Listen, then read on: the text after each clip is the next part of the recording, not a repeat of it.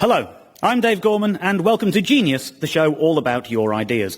Every week, myself and a celebrity guest dissect various plots, policies, plans, inventions, schemes and scams, all sent to us by you, the Radio 4 listeners, in the hope that amongst them there will be some bona fide examples of genuine genius.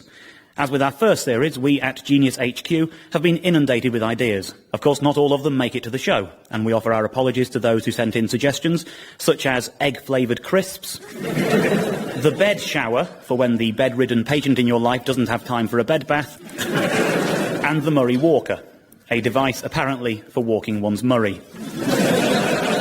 However, we have selected an array of ideas to dissect this evening, and to discuss them with me, I'm pleased to say, we have a guest whose genius cannot be denied. He's mastered the small screen, the big screen, the stage, in comedy and drama alike, with critically acclaimed performances in everything from the Paul Whitehouse comedy drama Happiness to the William Shakespeare comedy drama A Midsummer Night's Dream. From the Andrew Davies adaptation of Bleak House to the bleak flat of drug-dealing Moz in the sitcom Ideal, his performance is never less than captivating. At one point, he was best known for a double act with a puppet monkey, but he's always at his best when locked in a double act with his own inner demons. Ladies and gentlemen, Johnny Vegas.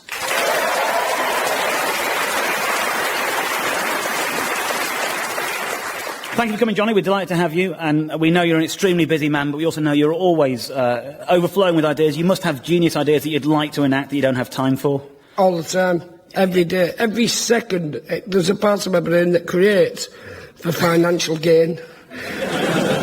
And if that doesn't take over, I swear at people at bus stops. OK, well, let's see if any of tonight's potential geniuses measure up. We will hear their ideas, we'll find out which ones you, Johnny, believe to be the work of true genius, and then I'll ask you for your two favourites. The audience will then select an overall winner, a winner who will take home the Genius Trophy.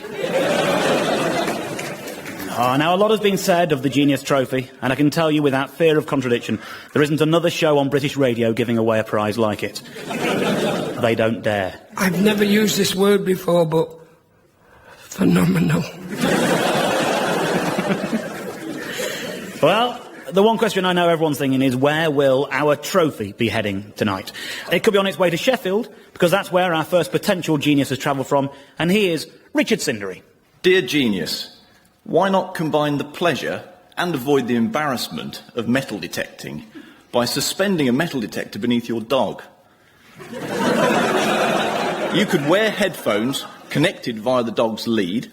That way, it appears as if you're walking a dog and listening to music when really you're metal detecting. The dog could also be trained to dig for any treasure that it locates. OK. Personally, I avoid the embarrassment of metal detecting by not metal detecting. Johnny, how does this grab you as a first idea? I'm liking it. Have you ever actually metal detected? No, I haven't. But in terms of metal detecting itself, yes, I've stood on the cliff and looked on with envy whilst chucking stones at them.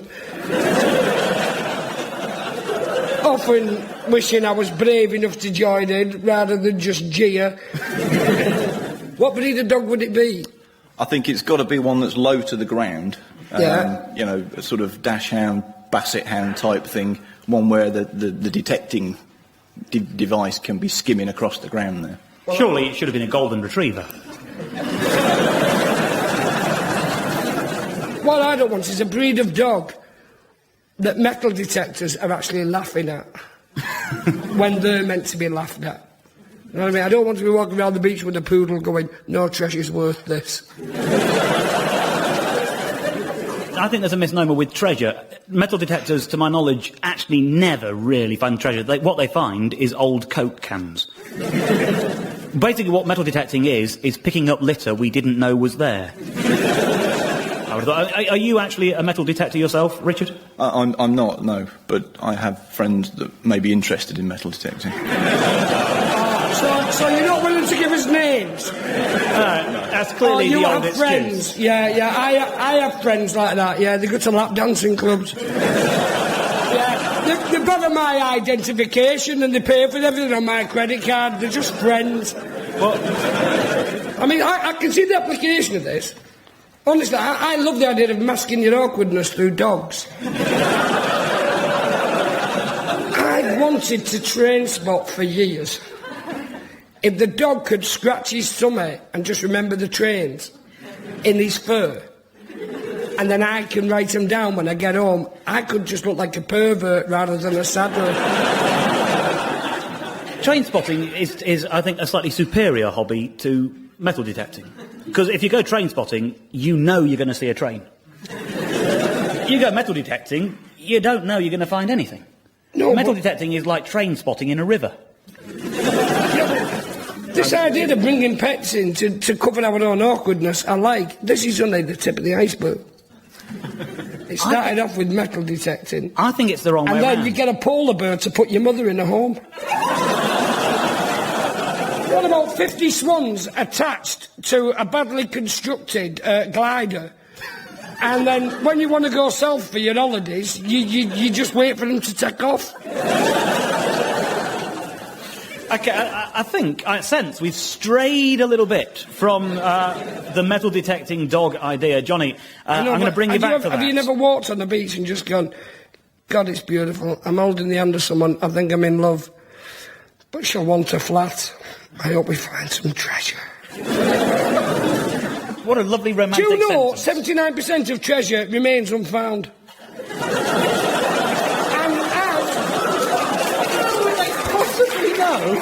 You don't know. It's the one statistic you can make up. Exactly. Johnny, is the metal detecting dog genius or not? Hang on. Genius. Richard Cindery, congratulations. Series 2, our first genius.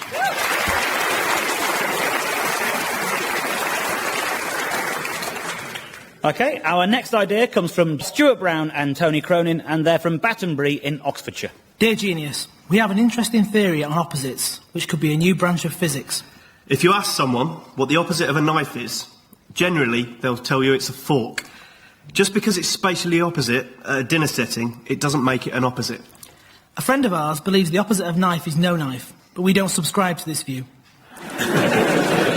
In order to derive the opposite of an object, you need to distill its function and then find something that fulfills the opposite function.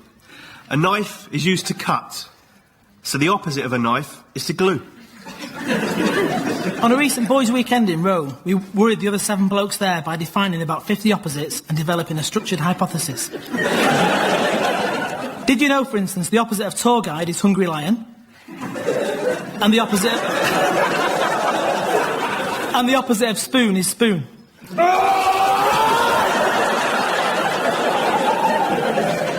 A spoon is an example of a prime opposite. I've just got my wisdom teeth out. You're making me gums jangle. Confusion has turned into blood and it's poured into my mouth. I'm trying to stay with the idea here. This is a kind of new science you're proposing, sort of opposology. Yeah. And you're taking a functionalist approach. Yeah. It is, you find out what the function of an object is, and then you find an object with the opposite function, and that is the opposite of object A. Is that? That's right. OK. So, what about something with many functions? Does a Swiss Army knife have an opposite? Part of the structure is you have to... Yes! It could be... Me! The army knife performs many different functions and is a useful aid to other people. I am a selfish guest who can perform no function other than me. Well, presumably, you would agree with each other on what an opposite is. And so we thought we would devise a little test to see if it's a true rigorous science, then the opinion of one of you would be the opinion of the other as to what is an object's function, and therefore opposite. So it's a difficult question to ask 2 men. We're going to play sort of Mr. and Mrs. With you. Which one of you would like to be Mrs? I think I'd quite like that. You'd quite like to be Mrs. Is that okay? Okay. In which case, my lovely glamorous assistant Moonraker will take you to our soundproof booth, and I'll just throw a couple of nouns at you, sir. OK. We're just waiting for the doors to be shut. OK. So what do you think the opposite of trousers is? Opposite of trousers, function, cover your legs, keep them warm. Okay, so the opposite of that would be something that goes on your legs to make them cold, so some sort of ice-filled trousers. OK. And what about sausage? Sausage. OK, an animal derivative that you eat that keeps you going, yeah? So the opposite would be an animal derivative that you eat that makes you die. So perhaps dog poo. OK. I think that's plenty to be going with. So let's bring scientist A out of the booth. Tony has given us his answers. Let's see, Stuart, if you agree. Tony has told us what the science would tell us is the opposite of trousers. What would you say the opposite of trousers is? Okay. So I'd say the purpose of trousers is to cover somebody's legs and keep them warm. OK. The opposite would be to uncover somebody's legs and make them freezing cold. OK. So I'd say for that, probably some sort of ice pants.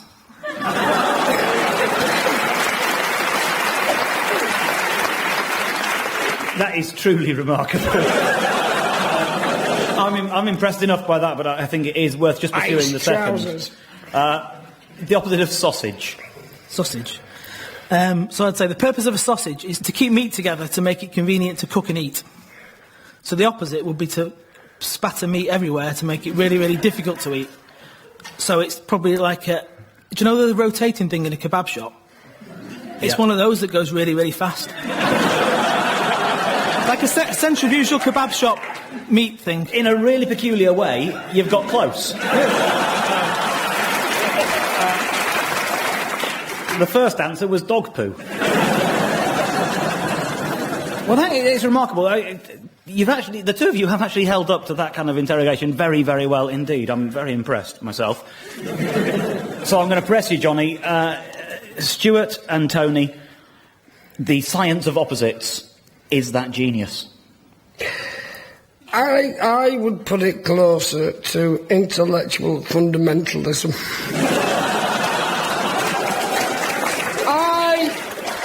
To disagree with these gentlemen, but I don't want my family taken to a cave. Genius, just misapplied. We are entitled. Any genius is allowed. Evil genius, mad genius. Genius. Then it's genius. Fantastic. Genius. There you go. Stuart, Tony, you're geniuses. Well done. Well, our next idea has travelled from Elmsworth near Portsmouth in the brain of Paul Turrell. Dear Genius, motorists use their horn to convey all sorts of messages, from a simple please or thank you to an after you or, of course, a get out of the way. However, no matter how polite your intention, a car horn always sounds aggressive. So how about a friendly car horn? It will make drivers more relaxed and our journeys safer and more enjoyable. We do try to research all the ideas that come up, and we sort of look around to see if they already exist, because it's entirely possible. I would say on this, I wouldn't recommend putting the words happy horn into a search engine.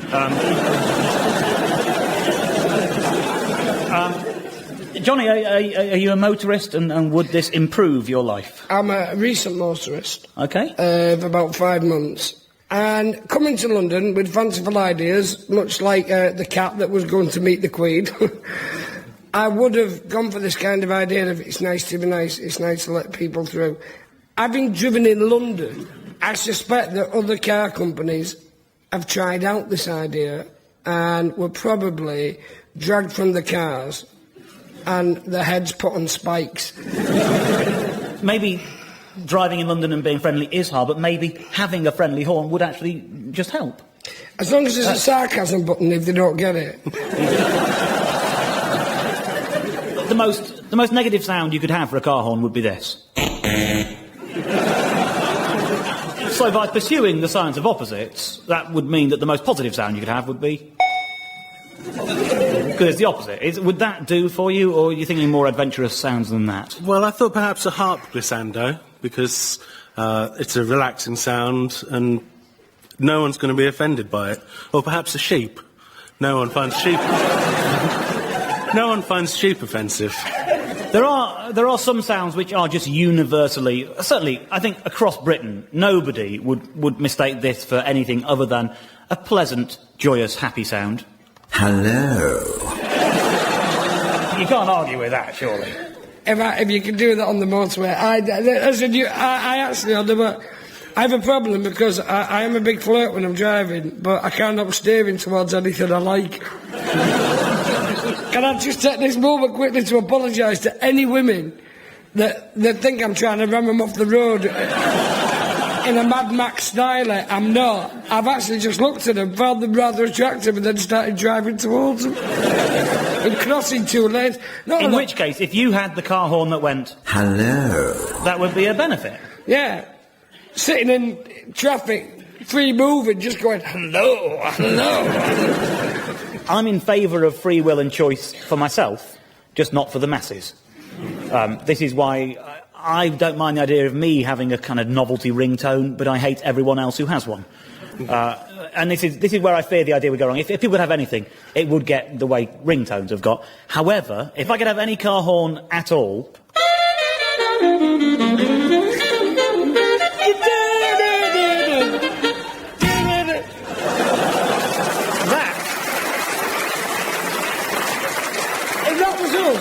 Yeah. If that was us, you'd be the blonde one and I'd be the one married to Harvey. I'd have family problems, you'd have men problems. As an idea, it's beautiful. But much like American football, it just ain't going to take off in this country. OK, and I'm fighting for you here, Paul, because I can sense he's sort it's of on the mourners. brink. If this came to fruition and you could have this... hello. And I could have this.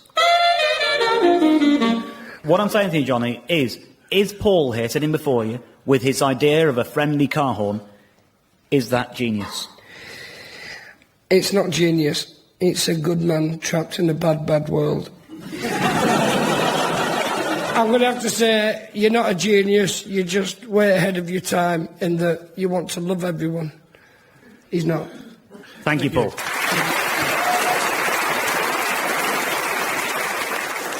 We move swiftly on, and our next potential genius comes from Rugby in Warwickshire, and he's Sean Evans. Dear genius, we have historical towns, for example, Ironbridge or Beamish and so on.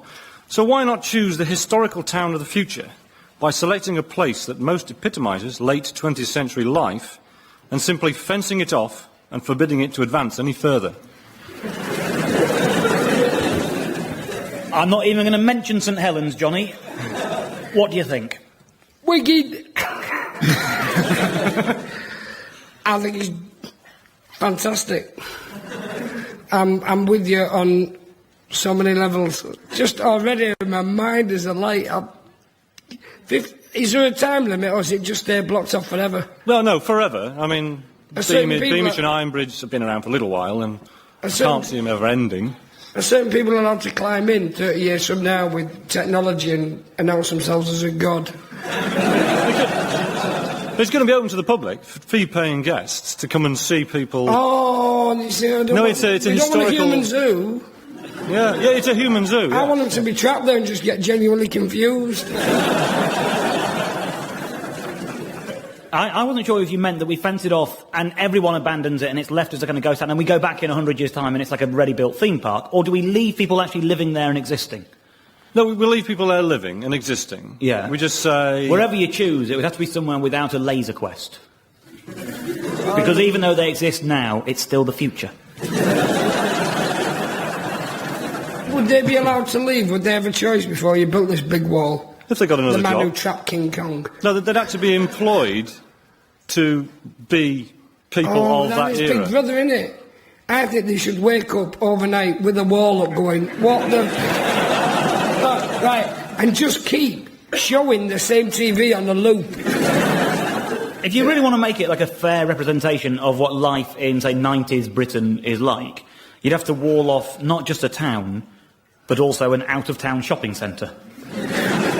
it's difficult with people, I think, to actually control it and keep it a contained environment. Say this exists now, and then in the year 2010, you and I go on a walk around this new We sort of find out we've themed been town. kept in the theatre for years. One of us drops a wrapper from, say, a new limited edition orange Kit Kat. You've left evidence for the people who live there of a brighter world beyond their walls. That seems dangerous to me. If you just buried Bromsgrove, that's it, really. I think historically it's a bold project. I think morally it's apprehensible. I love it.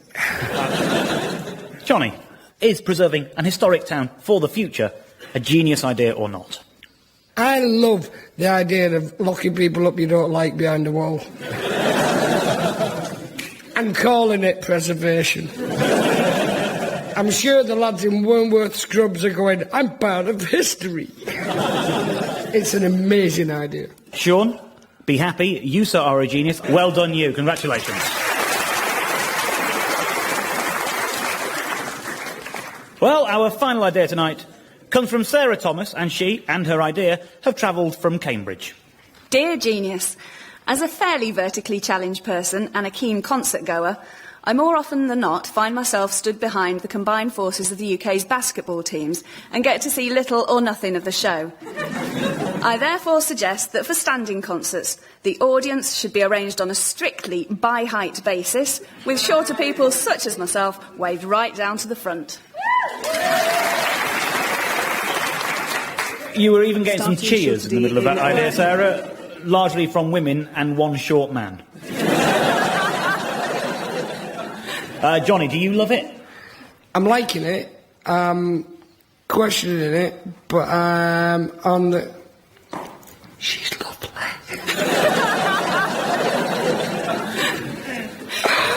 I now know how women felt when they looked at Hitler.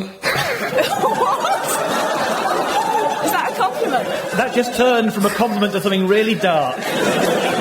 On a sixpence, Johnny. I don't know. Selling tickets based on height, I find dubious. The whole idea of if you're the shortest person, you're closest to the acts, I find a little bit, in this day and age, with young girls wanting to meet people, cutting their own legs off before gigs. It's just going to be so problematic. And yet, if there was a system like that, we'd have met sooner. I think what he's trying to say is... Hello. Would you want to meet a short idiot or a tall guy who blocks your view and you push him in the small of his back and he turns around and you get chatting and you fall in love?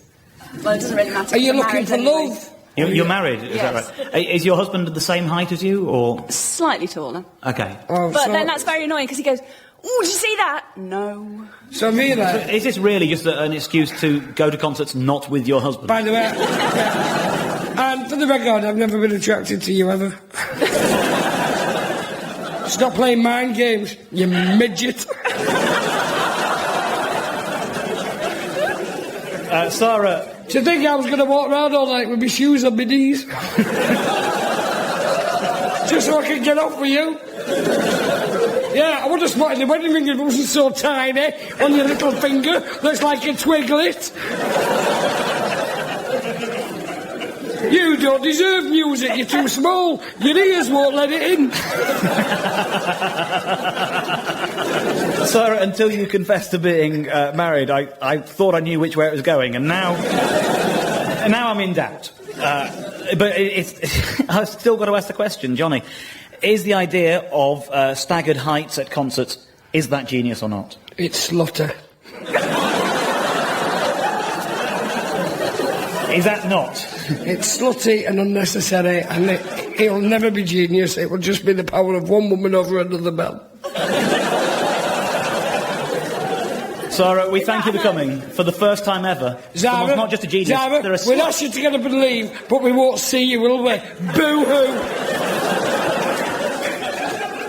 It's possibly the worst... Thumbelina, Thumbelina, why play with my heart? I think it's possibly the worst result anyone's ever had. Sarah, but we do thank you for coming and for having your idea at least. But you're not a genius. But just like, what's her name, that one, I saw it on BBC4. She was a genius, but she was never accepted in the time because she was a woman. You kind of like that.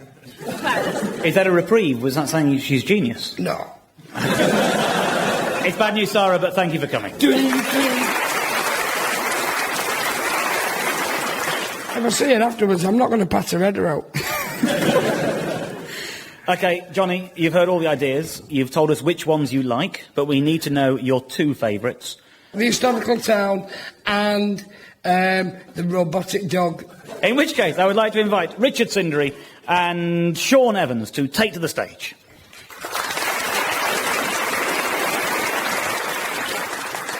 And it's now up to the audience to decide which is their favourite idea. Is it the metal-detecting dog?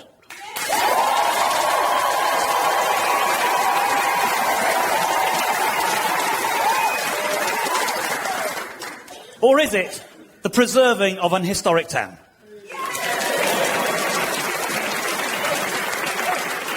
There you go, Sean. I'm afraid it's not the best news. You are a genius, but you're not tonight's top genius. So I'd ask you to take your seat once more. And Richard, this must be a very proud moment for you. There is the Genius Trophy. Thank you very much. Absolutely. Are you going to manage with the trophy? Are you going to need some help to get that home, or? I think I'll manage getting it home. I think what I'm probably going to do is take it home and bury it straight away and see if the dog can find it. Yeah, absolutely. Well, it's a great day for you. I hope you're very happy, ladies and gentlemen. Our genius of the evening, Mr. Richardson.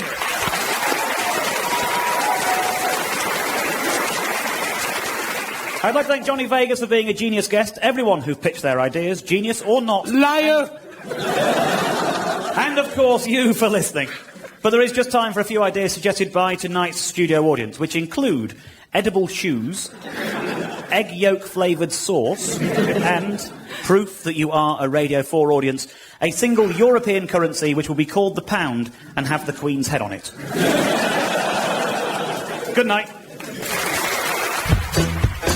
Genius was hosted by Dave Gorman and featured special guest Johnny Vegas. It was devised by Ali Crockett and David Scott. The producer was Simon Nichols. And I, Richard Sindri, was tonight's top genius.